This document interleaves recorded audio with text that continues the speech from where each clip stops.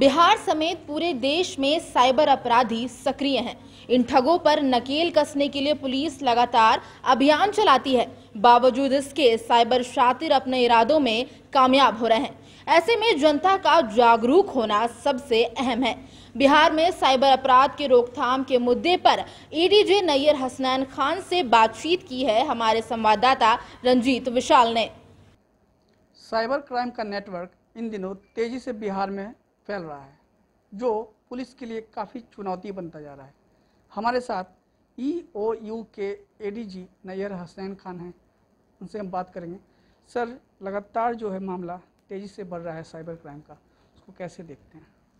Cyber crime एक संवेदनशील मामले हैं और इसके लिए बिहार में आर्थिक अपराध इकाई नोडल एजेंसी है और हम साइबर क्राइम की रोकथाम के लिए दो तरीके अपनाते हैं। पहला, जो हमारे यहाँ इस तरह के अपराध होते हैं उसमें प्रॉपर इन्वेस्टिगेशन और उसमें जो दोषी लोग हैं उनके विरुद्ध कानूनी कार्रवाई, और दूसरा होता है अवेयरनेस का कार्यक्रम, जन जागरण का कार्यक्रम, जिससे लोगों को बताया जाता है, जागरूक किया जाता है कि उनको कौन कौन सी सावधानियां बरतनी चाहिए जिससे कि वो इसके शिकार ना हो। और ये चीज़ें हमारे यहाँ पोस्टर, बैनर्स और अपील के माध्यम से हम सोशल मीडिया, प्रेस और ज़िला स्तर पे से लेकर थाना स्तर के जितने भी लेवल हैं वहाँ लोगों को प्रोपोगेट करते हैं, बताते हैं। तो ये दो हमारी मेन जो टेक्निक्स हैं वो यही हैं, और बाकी इसके अलावा जो और मामले हैं उनके विरुद्ध हम लोग अपनी आसूचना संग्रह करके जो हमारे पास टेक्निकल इनपुट्स हैं उसके आधार पर हम डिटेक्शन करते हैं। नेटवर्क है सर, बिहार में कहीं ना कहीं फैलता जा रहा है, ये अंतर्राज्यीय गिरोह बनता जा रहा है। इसको कैसे अब पुलिस जो आर्थिक अपराध इकाई है उसको कैसे टैकल करेगी? देखिए, साइबर क्राइम्स की कोई सीमा बाउंड्री नहीं है और इसमें अधिकतर मामलों में हमने देखा है कि एक ज़िले से लेकर दूसरे राज्य और भारत में कहीं पर से भी कोई भी व्यक्ति साइबर क्राइम की घटनाएं प्रतिवेदित कर सकता है। और आजकल टेक्नोलॉजी और सिम कार्ड्स इतने आसानी से उपलब्ध हो रहे हैं कि इसका दुरुपयोग निश्चित तौर पे होता है। तो इसकी रोकथाम के लिए हमारे यहाँ विशेष टीम्स का गठन किया गया है। हमारे हर ज़िले में CCSMU की यूनिट्स हैं जो cyber crime social media units के नाम से जानी जाती हैं। ये एक टीम है जो सभी SP कार्यालयों में उपलब्ध है और उनको असिस्ट करती है इस तरह के क्राइम्स के उद्भेदन, इन्वेस्टिगेशन में। इसमें एक इंस्पेक्टर रैंक के प्रभारी होते हैं और बाकी उनके नीचे विशेषज्ञ और डेटा एंट्री ऑपरेटर्स और पुलिसकर्मी होते हैं। सभी टीम्स को अलग से वाहन भी राज्य सरकार के द्वारा उपलब्ध कराए गए हैं जो छापामारी और वेरिफिकेशन के काम जिसका उपयोग होता है। और इसके अलावा बिहार में करीब हमारे 4-5 ऐसे ज़िले हैं जिनको हमने हॉटस्पॉट्स के रूप में आइडेंटिफाई किया है, जहाँ पर साइबर क्राइम की अधिक घटनाएँ हुई हैं मुकाबले उन हमारे ज़िलों के जहाँ पर उसकी तुलना में कम केसेस हुए हैं। तो इसमें नवादा, गया, नालंदा, शेखपुरा और पटना के कुछ हिस्से शामिल हैं और यहाँ पर हमारी निरंतर निगरानी रहती है। हमारी टीम्स जाती हैं, सीनियर ऑफिसर्स जाते हैं, वहाँ सूचना संग्रह भी होता है, मॉनिटरिंग भी होती है, सर्विलांस सिस्टम्स से भी हम लोग देखते हैं। और इसके अलावा हमारी जो और सिस्टर एजेंसीज़ हैं उनके साथ भी समन्वय स्थापित करके साइबर क्राइम का जो मेन पोर्टल है वो गवर्नमेंट ऑफ इंडिया से भी हम लोग मदद लेते हैं। MHA में भी इसके लिए एक अलग सी व्यवस्था है और सारी सूचनाओं का आदान प्रदान करने के बाद हम इनको चिन्हित करके कार्रवाई करते हैं। और निकट भविष्य में अभी कोरोना काल के समय में भी हम लोगों ने काफ़ी अच्छी कार्रवाई की है, जिसमें लगभग 40-50 ऐसे लोग जिनके द्वारा बिहार में ही नहीं बल्कि अन्य स्थानों में भी क्राइम करा गया वो गिरफ्तार भी हुए हैं। तो ये पूरे हमारा नेटवर्क है स्टेट लेवल पे जिसके माध्यम से हम लोग मॉनिटर करते हैं। कितनी यूनिट काम कर रही है सर? मैंने जैसा बताया, हर ज़िले में एक CCSMU यूनिट है और इसके अलावा जो हॉटस्पॉट वाले ज़िले हैं उसमें हमारी 2-3 यूनिट्स अलग से हैं। सर, हाल के दिनों में अगर बात करें तो VIP हो या फिर आम आदमी, काफ़ी लोग इनके शिकार हुए हैं।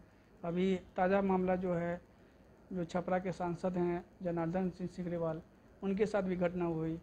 बहुत ऐसे अधिकारी हैं जो पुलिस अधिकारी हैं, उनके साथ भी ये घटना हुई है। तो ऐसे कैसे देख रहे हैं? देखिए, कुछ घटनाएं संवेदनशील हैं जिसमें सिग्रीवाल जी जो माननीय सांसद हैं उनके अकाउंट से धोखाधड़ी करके पैसा निकाला गया था, मगर उस कांड में हम लोगों ने विशेष टीम गठित किया था और मुझे कहते हुए ये हर्ष है कि 2 महीने के अंदर हमने इस केस को डिटेक्ट किया है। इसमें कुल 5 लोग गिरफ्तार हुए हैं, जिसमें 2 जमशेदपुर से, 2 अहमदनगर से और 1 रांची से गिरफ्तार हुआ था। इसके अलावा इसका जो पूरा नेटवर्क है वो भी हम लोगों ने उसका उद्भेदन किया है। इसमें कई और राज्य में केसेस का पता चला, जैसे मध्य प्रदेश से हम लोगों ने 2-3 केसेस का उद्भेदन में वहाँ की पुलिस को असिस्ट किया है। महाराष्ट्र के अलावा वेस्ट बंगाल में भी इस गिरोह ने कई बार क्राइम किया है। तो कुल मिलाकर इसका उद्भेदन होने से ये पूरा एक बहुत बड़ा नेटवर्क का खुलासा हुआ है और हमारी टीम्स अभी निरंतर इसमें प्रयास में लगी हैं। जल्दी हमें उम्मीद है कि जो बचे हुए 2-3 लोगों के नाम और आए हैं इसमें, वो भी गिरफ्तार होंगे और इनकी आर्थिक जो भी स्थिति है उस पर भी कार्रवाई हम लोग इनकम टैक्स डिपार्टमेंट के माध्यम से कर रहे हैं और मुझे उम्मीद है जल्दी ही उसमें भी हमें सफलता मिलेगी। आप लोगों से क्या अपील करेंगे कि जिस तरह से जो घटना बढ़ रही है, एटीएम फ्रॉड, चेक क्लोनिंग और साइबर, इस लोगों से क्या अपील करेंगे? देखिए, हम लोग इसमें, मैंने जैसा बताया कि अवेयरनेस के माध्यम से हम जनता को जागरूक करते हैं। सबसे पहली चीज़ इसमें यह है कि अपने प्राइवेसी डिटेल्स किसी से शेयर ना करें। आपके पास जो भी फ़ोन कॉल आकर इस प्रकार के आपको उत्साहवर्धक ऑफर्स देते हैं कि साहब आपको इसमें ये अवार्ड मिल रहा है या ये पैसे आपने जीत लिए हैं, इन सब में कभी अपने एटीएम के नंबर्स, अपने पासवर्ड्स, अपने बैंक अकाउंट्स की डिटेल कभी नहीं बताने चाहिए। इसके अलावा जो भी इस तरह के आकर्षक आपको डील्स देते हैं कि आपने ये, आपका ये प्राइज़ आपने जीत लिया है या आपके अकाउंट्स के फर्दर इंक्वायरीज़ लोग जानना चाहते हैं या किसी भी कंपनी या इस तरह की चीज़ों में आपसे चाहते हैं कि इन्वेस्ट करें, तो बिना उसकी पूरी जानकारी प्राप्त किए अपने डिटेल्स कोई ना दें।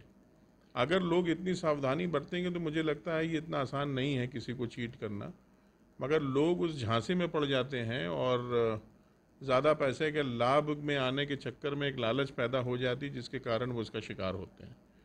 तो प्राइवेसी अपनी कभी नहीं शेयर करना है, बैंक डिटेल्स नहीं शेयर करने हैं, एटीएम के डिटेल्स शेयर नहीं करने हैं और किसी प्रकार के अगर ऐसे नंबर आ रहे हैं जो अननोन हैं, जिनके बारे में आपको जानकारी नहीं है, उनके ऊपर भरोसा ना करें। बेहतर है कि उसकी सूचना हमारे साइबर क्राइम सेल को दें, जो हमारे और फ्री ये कॉल सेंटर्स हैं वहाँ बताएं, या नेशनल क्राइम रिकॉर्ड पोर्टल्स पर भी जाकर इसमें आप दर्ज अपनी कंप्लेंट कर सकते हैं।